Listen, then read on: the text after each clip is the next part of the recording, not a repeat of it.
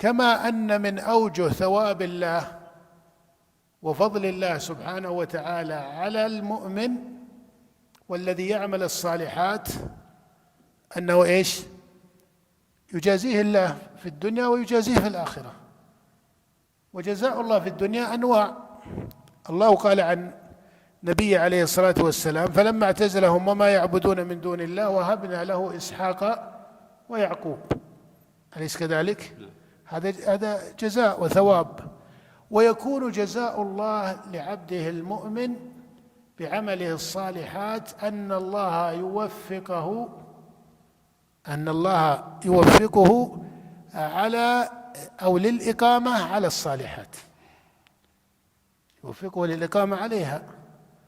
وأظهر من ذلك أن يوفقه الله لمزيد من الأعمال الصالحة، كما قال الله جل وعلا: ويزيد الله الذين اهتدوا، ويقول الله: والذين اهتدوا زادهم هدى وآتاهم تقواهم. إذا زاد الله جل وعلا العبد هدى والذين اهتدوا زادهم هدى. قوله زادهم هدى هذا نسميه إيش؟ جزاء.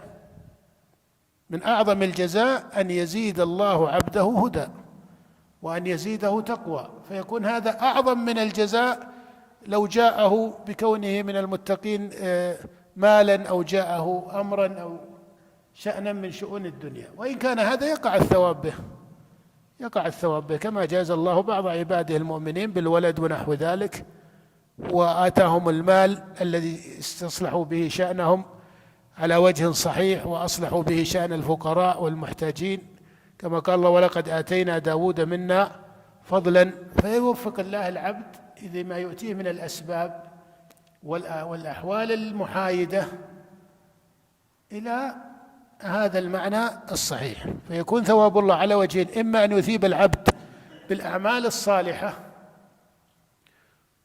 الصالحة بزيادة الثبات على التقوى، زيادته في الهدى، ويزيده بصرف المصائب عنه، يجازيه بصرف المصائب عنه. وقد يزيده بما هو من الأسباب المحايدة في الدنيا. الأسباب المحايدة مثل الولد قد يكون عدوا، أليس كذلك؟ وقد يكون فتنة، وقد يكون إيش؟ وقد يكون خيرا، أليس كذلك؟ فقد يكون الولد عدوا لأبيه كالكافر إذا كان أبوه مسلما. ولهذا قال النبي: إن الغلام الذي قتله الخضر طبع كافرا ولو عاش لأرهق أبويه طغيانا وكفرا. ويكون ربما فتنة: إنما أموالكم وأولادكم. ويكون نعمة كالصالح من الولد أو ولد، في قول النبي: أو ولد صالح يدعو له. ولهذا لما ذكر الله الولد في حق الأنبياء ذكرهم على سبيل النعمة: وهبنا له إسحاق ويعقوب وجعلهم الله، جعل الله الولد والحفيد جعلهم إيش؟ أئمة صالحين ورسلا من رسل رب العالمين. ولم يكونوا مجرد ولد، لم يكونوا مجرد إيش؟